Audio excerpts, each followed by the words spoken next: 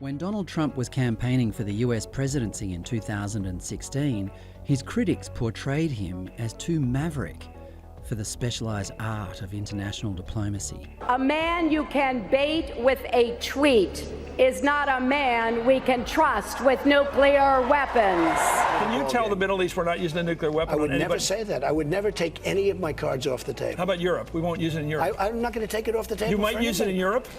No, I don't think so, but I'm not just taking... say it. I'll never... His subsequent term as president turned out to be arguably the most peaceful since World War II. But this didn't assuage his detractors. He was still being portrayed as a bumbling warmonger near the end of his term in January 2020, when he authorised a drone strike to assassinate Iranian Major General and anti-American terrorist Qasem Soleimani. This action may well have brought our nation closer to another endless war. A 3-day mourning period was announced, and Iran vowed revenge. We now killed a top Iranian general, which is clearly going to cause massive retaliation and perhaps bring us to war. Trump saw it differently. He had ended a war, not started one. And we saved a lot of lives by terminating his life. He's been called a monster, and he was a monster. And he's no longer a monster, he's dead. And that's a good thing for a lot of countries. Then he reminded America's potential aggressors that he was a resolute commander-in-chief. We will always protect our diplomats, service members, all Americans, and our allies. If the left-wing media was determined to blame Trump for wars that never happened, they are now even more determined to ignore his successor, Joe Biden's role in fomenting one that has. Biden's contribution to the current war between Russia and Ukraine goes back 25 years. He told a group of foreign policy experts in Washington in 1997 that America had a moral duty to expand NATO. Ladies and gentlemen, there is one additional argument for NATO enlargement, which may have fallen out of fashion, and that is a moral one. For 40 years, the United States loudly proclaimed its solidarity with the captive nations of Central and Eastern Europe, who were under the heel of the communist oppressor. Now that most of them have cast off their shackles, it's our responsibility to live up to our pledges, to readmit them into the West through NATO and the European Union when they're fully qualified. The Kremlin's public opposition to enlargement, in my view, is largely a question of a psychological problem they are undergoing now, connected with the loss of empire, wounded pride, and most importantly, uncertainty about Russia's place in the world of the 21st century. And were you in their spot, you would be the same, in my view, and I would. He even joked that Russia might, in desperation, turn to China, a move that he thought was laughable. They talked about they don't want this NATO expansion, they know it's not in their security interests, and on, and said, well, and if you do that, we may have to look to China. And I couldn't help using the colloquial expression from my state by saying to Zhuganov, lots of luck in your senior year. Good luck. And if that doesn't work, try Iran. I'm serious. I said that to them, and these were, and they know, I knew, they knew, everybody knows that is not an option. 3 years later, Vladimir Putin became Russian president and in 2007 warned the West that NATO expansion was not acceptable to Russia. The process of NATO expansion has nothing to do with modernisation of the alliance, he said. We have the right to ask, against whom is this expansion directed? Biden became US vice president 2 years later and remained there for 2 presidential terms, then became president himself last year. He had ample opportunities to understand Putin's deadly intentions, but failed to do so even as Ukraine lobbied to join NATO. And then, last month, Putin started amassing troops on the Ukrainian border.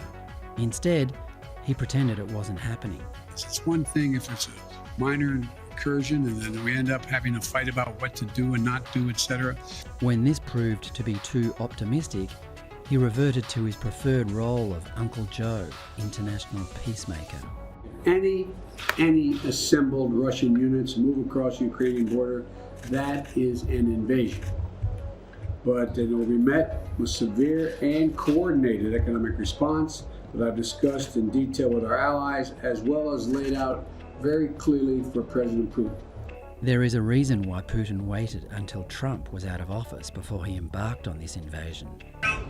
He was a friend of mine. I got along great with him. I say, Vladimir, if you do it, we're hitting Moscow. I said, we're going to hit Moscow. And he sort of believed me, like 5%, 10%. Trump backed this rhetoric up with aggressive body language honed from decades in business. When Biden took over, Putin knew he was facing a weaker opponent. What he didn't envisage, though, was the resilience of the Ukrainians and even resistance from his own troops. They're inching forward or stopped on a road where it's muddy all around. They can't go off-road. They're getting sniped at. The partisans stay behind Ukrainian forces. You've heard they've been even able to muster a couple of airstrikes. It's a fiasco. But we're hearing anecdotal reports now that you've got a lot of young Russian soldiers, including officers, saying, we don't want to do this. You lied to us. This is we're fighting fellow Slavs. We've got grandmothers that are in our way. That's not what they expected. Some analysts say that if the Ukrainians dig in long enough, Putin will be given a way out of this quagmire. The Biden administration is being careful not to escalate the tension. Its response to evidence of war crimes by Russia is, according to Secretary of State Antony Blinken, to the use of certain weapons. And what we're doing right now is documenting all of this, putting it all together, looking at it, and making sure that as people and the appropriate organizations and institutions investigate whether war crimes have been or are being committed, that we can support whatever they're doing.